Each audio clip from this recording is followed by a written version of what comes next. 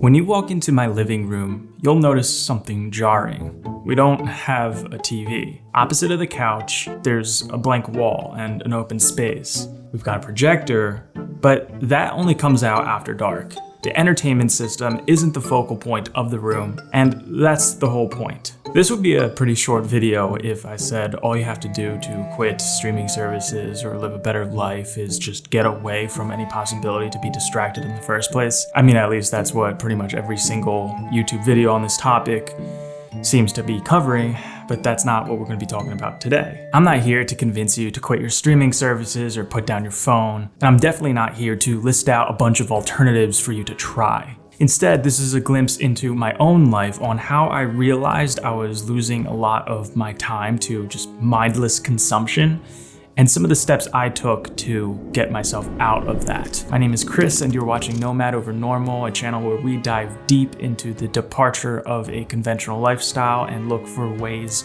that we could be living our lives with more intention. Thank you for stopping by today. I began this wonderful new habit earlier this month where I wake up earlier than usual and read a book by the sunlight.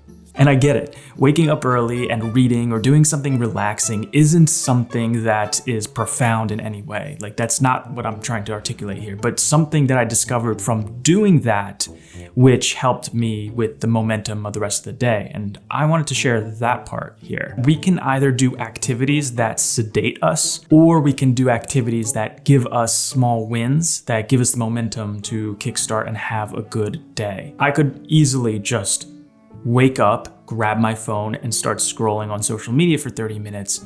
But rather, I wake up and I'm like, ooh, I get to go to my clean kitchen, potentially get coffee, and go and read a book. It's slightly more effort to do, but it's also more rewarding, and it makes me feel like, oh my gosh, I accomplished something.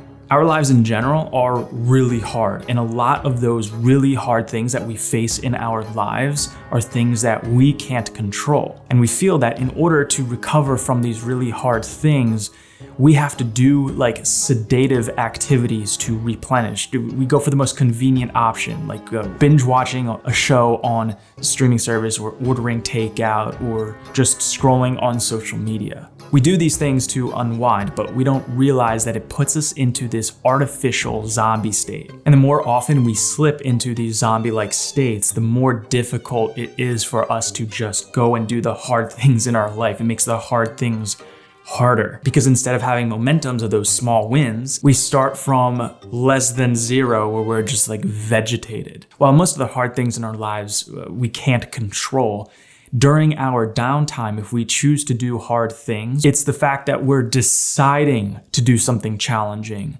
that is building the reward systems in our brains. And while it might sound a little backwards, it actually gives us more energy. Are you following what I'm saying here? Because my answer isn't to avoid unwinding. That's not what I'm saying, but being more intentional with how we unwind in the future. Can we be more intentional with how we spend our downtime? For me, it's reading, which, okay, is that a win to you? I don't know, but to me, it is. Simply just sitting near the sunlight, reading a book, learning something that I'm interested in is a win that gets me momentum to have a good rest of the day. I didn't mean to make this into a video about reading or say, oh, you should be reading instead of doing streaming services. If I could just share something from my own life that I've witnessed or experienced myself, maybe that triggers something in your brain or inspires you to make some sort of change where you're like, oh, okay, why am I wasting all this time doing this stuff? And how can I kind of pivot,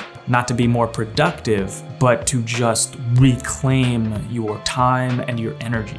One of the most obvious and the best examples I could think of is my girlfriend Christy, who has been facing health challenges. I talked about that in our mold video, but she completely transformed her relationship to screen time. And I kind of want her to explain to you what happened. So why did you decide to get a Kindle?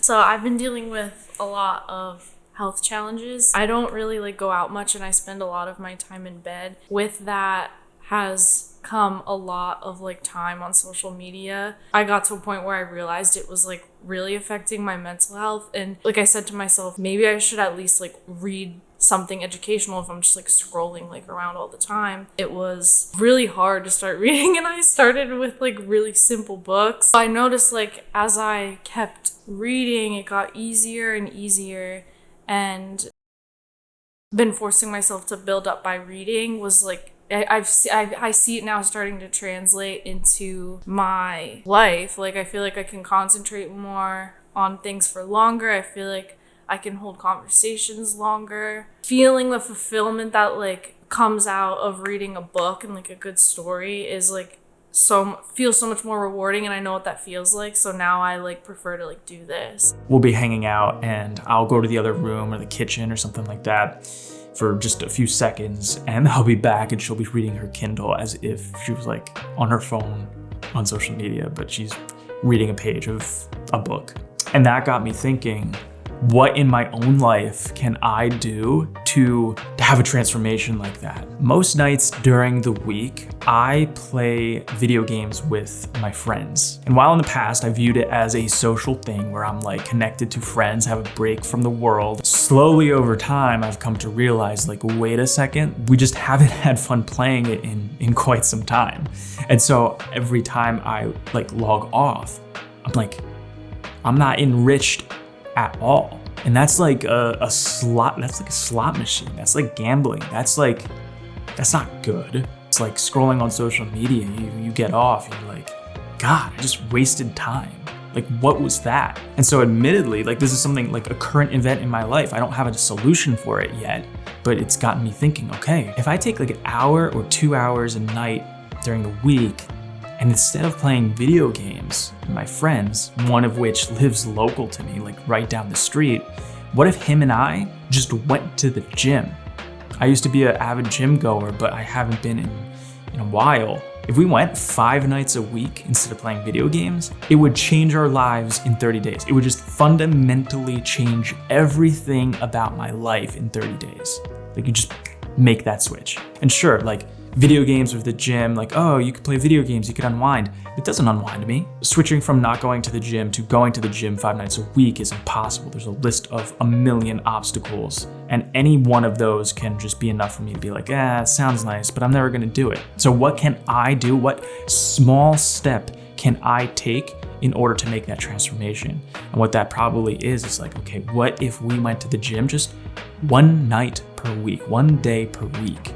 And then as you get small wins from that small little step, then you increase the amount because you're more excited to go back. And those signs of improvement will overall enrich our lives in just ways that are just obvious. I'm using myself as an example here just to be like, because none of us are perfect. We all do crazy stuff that, is just wasting our time, right? But if I could just expose you to a flaw in my life so that it gets you to think outside of the box with things going on in your life, and you're like, maybe we can just take this first step together. Even if it's not the gym, it could be having a movie night per week, and it's just like a social unwinding activity. Maybe you guys want to have a movie night with your friends too, but as we close out this video, I want to thank today's sponsor, Orzen Projectors. We've been using Orzen Projectors since the birth of this channel. We absolutely love it, and that's how we watch our movies. They recently came in with the Ease D1 Pro, which is a smaller, more cost-effective option in their projector lineup. Personally, we have an Orzen projector in our living room, but when they sent us the D1 Pro, we incorporated it into our